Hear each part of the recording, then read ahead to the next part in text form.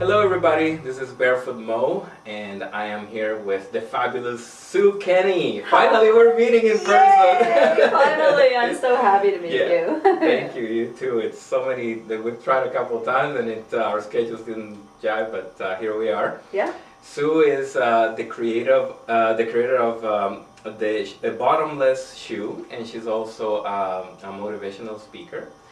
And why don't you go ahead and tell us a little bit more about yourself, Sue? Because I'm sure you'll do a much better job than I can. Sure, okay. Well, I'll probably just go back to several years ago. I was downsized from my corporate telecom career. Mm-hmm. And I decided to walk this pilgrimage route in Spain called El Camino de Santiago de Compostela. Right. So I walked 800 kilometers and I went alone in the winter. And when I finished it and came home, it profoundly changed the way I saw the world. Okay. Now I walked that path with hiking boots, like good, solid, leather, thick-soled hiking boots. Old-fashioned style. The old-fashioned way, and I felt really connected to the ground. So you can imagine what I actually experienced, right, and what I can experience today. So that started me walking, because everything I did before that point in my life, I did fast, I ran, I rode competitively, I worked in the high-tech industry, I did everything fast. Right. And finally I slowed my life down and started paying attention to what was around me. Mm-hmm. And then I wrote a book called My Camino, and I told the story about my journey, leaving this ordinary world and going off to another land and experiencing something quite profound. And the book has done really well. It's a Canadian bestseller, and it's in development as a feature film. So there's lots and lots of things came out of walking the Camino. Right. But many years later, I started taking groups on the Camino.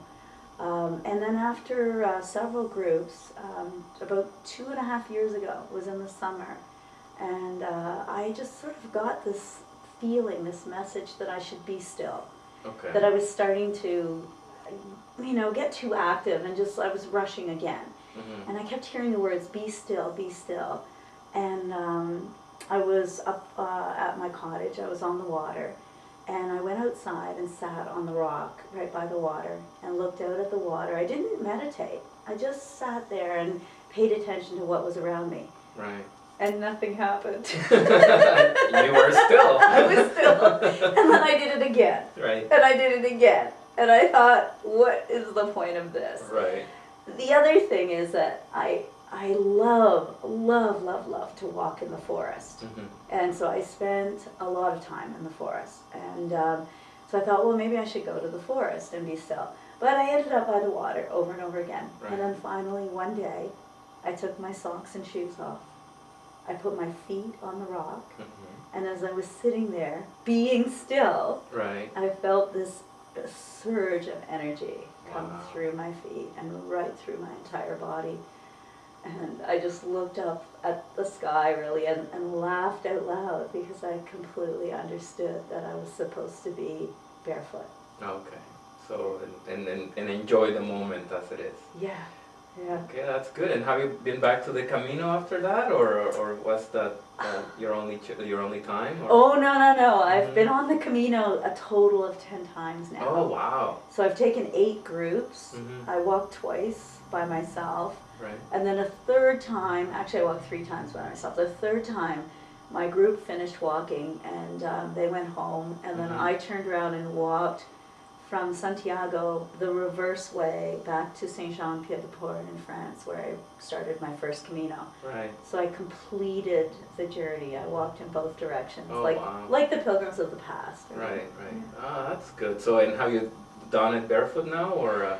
Yeah, so then after I started walking barefoot, that day that I experienced something special, I got up and I walked to my driveway, and my driveway's like gravel, limestone gravel, and I couldn't even walk on it. Yeah. I had to go back and wait the next day. I walked a little bit further and a little bit further and a little bit further, and each May I take a group. We walk 225 kilometers on the Camino. Oh, wow. So by the next May, after that summer, I walked all through the fall, and I walked in the winter, and even walked in the snow, and I just kept walking barefoot all the time. And then, of course, when I took my group, I warned them all. I said, I'm going to be barefoot. Right. And Do you have anybody join you barefoot in the Camino as well? actually, last year I had a woman join me. She had a lot of problems with her feet, plantar fasciitis, all kinds of complications, and she had contacted me because she knew I walked the Camino barefoot. Right. And she said she was just about to book herself for some surgery for the plantar fasciitis. And she said, because she wanted to walk the Camino, but she couldn't. She was in too much pain. Right. And so she said to me, do you have any recommendations? Is there anything that you would suggest? And I said, well, just try going barefoot. I mean, I'm not a doctor. I don't know what your situation is. Right. But try it and see what happens. And so she tried it, and within about 3 months, her plantar fasciitis was like almost gone, like not completely gone, but in really, really good shape. So she walked the Camino with me. Wow, that's an amazing story. Now, on your daily life, now I know that you are one of the most dedicated barefooters I've met in recent years. I mean, you're probably more dedicated than me because I'm a wimp when it comes to winter. You do a lot of winter barefooting. Tell me about your daily life in terms of, I mean, I know that you work on your own, so you have the luxury of not having to go to an office and have a corporate environment around you. But what's your environment like in your community? Are you comfortable going barefoot into stores and doing your errands and dealing with your clients, that kind of stuff? Well, I'm sure you experience this. In the summer, people are mostly open to barefooting, except bigger stores like grocery stores, some restaurants, you know, they would ask me to leave. Right. And quite frankly, you know, I was telling you this, I got really embarrassed when people asked me to leave. It wasn't that I started, you know, to get my back up and I wanted to fight back. I did in a way, but I was so embarrassed, I just like walked out and didn't want to talk about it.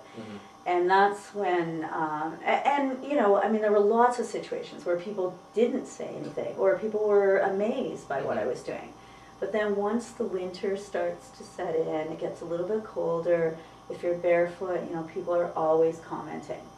And I don't mind the comments so much. I really don't, because it gives me a chance to, you know, to tell people, you know, a little bit about the benefits of being barefoot. You know, whether it's the physical benefit or whether it's earthing, you know, actually grounding yourself, or just the feeling, the freedom that you have. Right. And so when I started to get, you know, thrown out of restaurants and stores, I thought, what am I going to do? Because I really wanted to be barefoot. Right. But I didn't want to, you know, hold a sign or wear a T-shirt, you know, or, yeah, no, I love that T-shirt. That's a great T-shirt. But you know, I didn't want to protest. I'm just not that way. I'm not that way inclined. Right. And so I thought, well, you know what, there's one way to get to society, and that is to, you know, do something that looks like it's meeting the standards of society, but actually, you know, what I wanted to do was trick them a little bit, you know, and that was all in fun. It was all in fun. So I designed these shoes called Barebottom Shoes. Yeah, and they are great. So they look like you're wearing shoes. Yes. And people are really thrown off because, you know, your toes are exposed. Yeah. So they assume that there's a sole. Yeah. But the shoes are, you know, people say they really like the style of them. So right away they see the style, they like them. So when I flip my foot over and say, oh, by the way, I don't have any soles, they can't judge me the same way. Because they've already said to me, I love your shoes. Right. So now what are they going to say? Well, I loved your shoes. Yeah, exactly. Now I don't love them. They're too weird now. Yeah. Yeah. Now you told me a little story briefly about having another message of that you had to bring the forest to the people, and is that related also on how you came up with the bottomless shoes? Glad you remembered that, because I forget about that sometimes. Yeah. Yeah, when I walk in the forest a lot, it's a time to listen carefully. What I learned is when you're barefoot in the forest, except in the late fall when the leaves are dry, it can be really noisy when the leaves are dry. But otherwise, in the forest, you're very, very quiet. So you can hear things that you don't normally hear. And I often just like sit down in the forest or lay down on the forest floor. Like I love it so much, or sit on a log or whatever. And again, I got kind of a message from the forest. And the message was to bring people to the forest.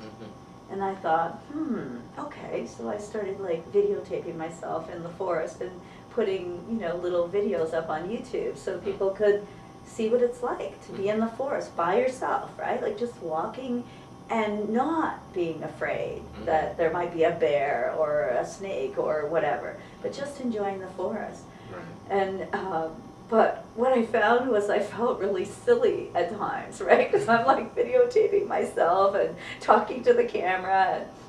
And then when I designed the shoes, it was after I designed the shoes and I started wearing them, and then other people started wearing them, that I realized that what I had done by taking the videos was I was literally trying to get people to see the forest, and then I was actually guiding groups in the forest as well. Not guiding them, just inviting people to come and walk with me barefoot. But when I designed the shoes, what I learned was that people would wear the shoes. They often start off wearing them indoors or in their backyard or someplace safe, right? And then they would start to go outside. And then once they went outside and felt the ground, then they were driven to go further. And I didn't have to take them to the forest anymore. I just had to show them the way to the forest. And so I realized that I was in fact taking people to the forest by giving them a pair of shoes they could wear. That's great. Yeah. So the shoes are generating a fair bit of interest. I've seen them on a few blogs. Yeah. Of course, your beautiful website. Thank you. And so tell me a little bit about your experience with the Canadian program, the Dragon's Den. Oh. And I know you cannot tell me a lot because it's still not aired, but tell me about it. It's an experience. It was an experience, that's for sure. To this day, I don't know what was driving me to go, but in February, on a Sunday night, I guess I had seen a television commercial or something about Dragon's Den, that there were auditions. And so I heard about an audition, and I thought, well, it was on Thursday, that Thursday. So I thought, well, if Monday I made a pair of shoes, because at that time it was taking me a long time just to make one pair of shoes. Sure. So if I made myself a pair of shoes on Monday, and Tuesday I did the research and did a business case and put my application in. Wednesday I could, write a pitch and practice my pitch. And Thursday morning I had to be at the audition by 8 o'clock in the morning. Oh wow! So I did it was really fast. It was really, really fast. Wow. So I did that, and I got to the audition, and I don't know, I love being barefoot, and I love the idea of the shoes, so it was really easy for me to audition.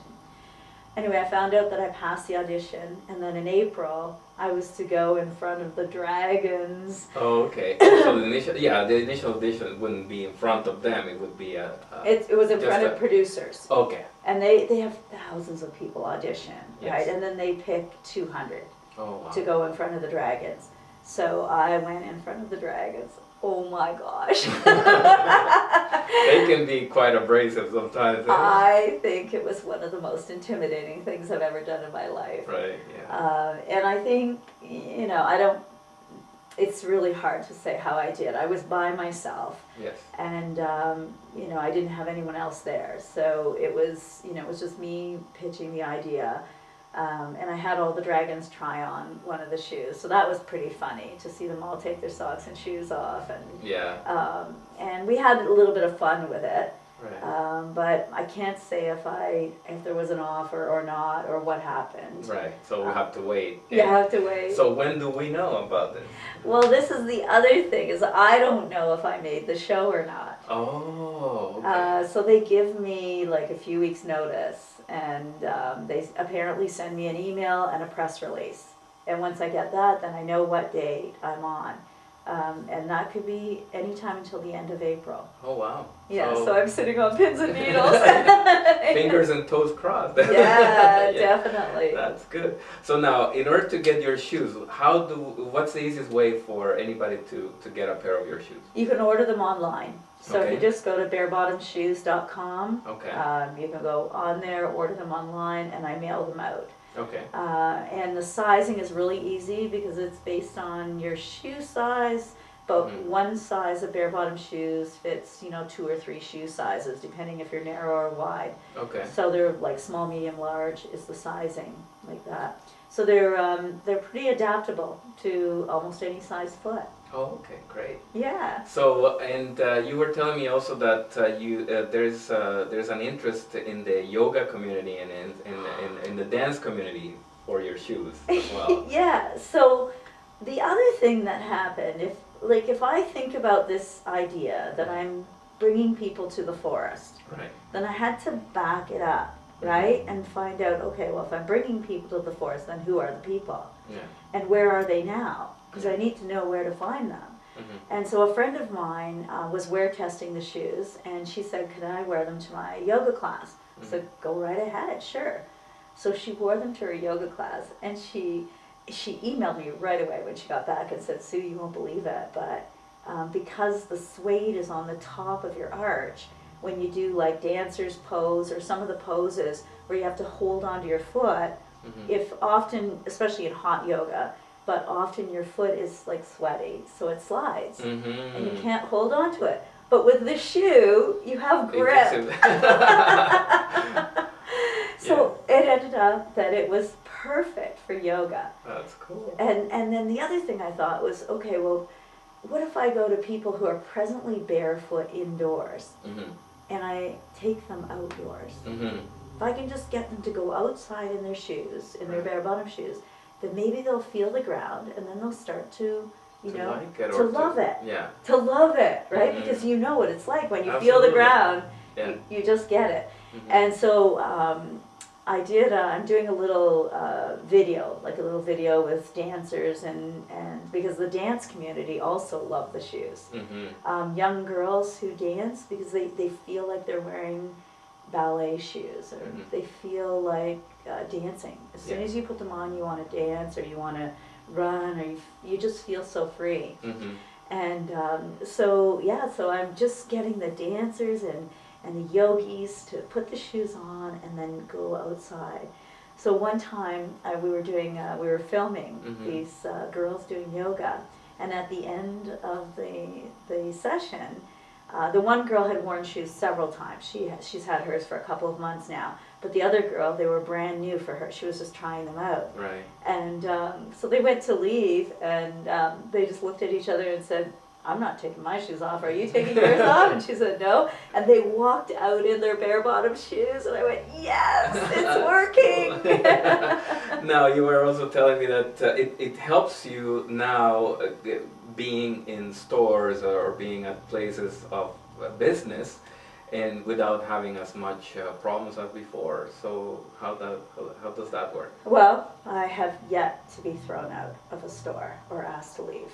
So it's working 100% of the time right now. Wow. Yeah, and today I was in a cafe that doesn't mind me going in, whether I have bare feet or my bare-bottom shoes on, but I had bare-bottom shoes on. Mm-hmm. And this woman came in and she had flip-flops, and it was quite cold today, like it was -5 this morning. Right. Yeah. And she was wearing flip-flops, so I was looking at her thinking, well, there's There's a good someone I'd like to get to know. candidate. Yeah, yeah. And so somebody, the person behind her said, oh my gosh, aren't your feet cold? And she said, oh no, they're not cold at all, my car is right there. Mm-hmm. And then I came walking up, and she looks at me and she said, oh my gosh, I love your shoes. Where did you get them? I said, I designed them. And then I flipped my foot over and showed her the bottom of my foot, and she just like squealed almost. And she said, I love them. And she said, but what's the point of them? Mm-hmm. That's what she said to me, which Right. everybody says, what's the point? Like, Mhm. why wear them? Mm-hmm. And I said to her, the point is that if I walk around, especially in this temperature when it's cold, barefoot, people look at me, they judge me, they misjudge me, they think I'm crazy. Mm-hmm. But if I'm wearing these shoes, they love the style, Right. and so they're looking more at the style and the color than they are thinking about judging me as a person. And I said, it just works for that. And she said, I completely understand that. That's great. Yeah. So what would be the most daring place that you have gone into with your bare bottom shoes? I mean, most daring because it would be the most likely place that you would get thrown out. I'm thinking of something like Home Depot or like a fancy restaurant or something like. So have you been in that kind of places too? Oh yeah. Okay? Yeah, I've been in like Zayre, like grocery stores, big grocery chains that wouldn't normally let you in. Yeah. I don't go in Walmart. Maybe Home Depot. I've been in Home Depot in them. I went in a bar. I don't go to bars that often, but I went in a bar in Toronto, and I thought, I wonder what's going to happen, and nothing at all was said. Great. I gotta get a pair of those, you know. Yeah. I'm always, as I was telling you, I'm always carrying flip-flops because, you know, like I'm not a very confrontational person. Yeah. I try not to be. Yes. I shouldn't say I'm not because I got into trouble a few times just arguing, and my poor partner, he gets always on my side, but he's always getting frustrated. So I decided, so I definitely need to buy a pair of your shoes and then try them on. Yeah. Now, one thing that really resonated with me is how in touch you seem to be with yourself and with the ground. And how grounded you truly are. And that makes me think of earthing. Yeah. I kind of read a little bit of a book called Earthing, of course, and I'm really a lazy reader, I must admit, so I just read the highlights, and it really kind of resonated with me. So are you familiar with this, and do you believe in it? Yeah, I am familiar with the book. I read it almost right away after I started barefooting, and I believe it. And I believe it not so much. I know people criticize the research and the way it was done, and I don't know, that maybe it doesn't meet research standards. I don't know. But what I always pay attention to is my own experience. And I had an experience after about 3 or 4 months of barefooting, and I, like I said, I spent a lot of time in the forest during that period of time. So I was actually, you know, connecting right with the ground, not on cement or pavement, but always on the ground. And after about 3 or 4 months, I had dog allergies and cat allergies, and horses and animals, but dogs and cats for pretty much my whole life. And I also had, like, milder, but I had asthma all my life. And I always had to be really careful with asthma when I was around dogs. Right. And what I noticed was I went to my daughter's place, and she has a dog and a cat. And I got there, and I had no reaction to the animals for the first time in a long, long time. Right. So my asthma has virtually gone away. I know it's gone. I don't know where. I think all the inflammation in my bronchial tubes went down, and then my body was able to heal itself, to adapt to whatever I needed. So when that happened to me, that's when I knew I don't really care. I don't care what anybody else says or does. I know that it works for me. I know how my body feels. I know how strong I am, like physically strong, you know, grounded, more flexible. All of that is because I'm in bare feet. But the grounding is mostly, the reaction from the grounding is about the inflammation, the change in the inflammation in my body. Right. And it has to do with the exchange of negatively charged ions, as I understand, right? And it balances out your positively charged ions in your body, so you get an overall balance, electrical balance. A better balance, and it also affects you when you have, like, either a disease or you have an injury, because your body, when you injure yourself. Actually, the other day I hit my knee on the corner of a glass table, and it hurt so much I fell to the floor. And I was crying, like tears were coming out of my eyes. Right. And I waited to see what would happen.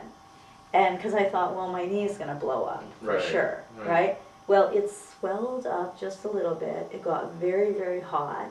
And I waited all day because I thought for sure I wouldn't be able to walk as the time went on. And so what happens is your body automatically heats up the area, it inflames the area, and that's how we heal. That's how we naturally heal. But if we don't have the negatively charged ions, then the inflammation stays inflamed, right? It doesn't get discharged. So the positive free radicals, right, or positive ions or create that inflammation. And so once you have the negatively charged ions, then it discharges it and the inflammation goes down.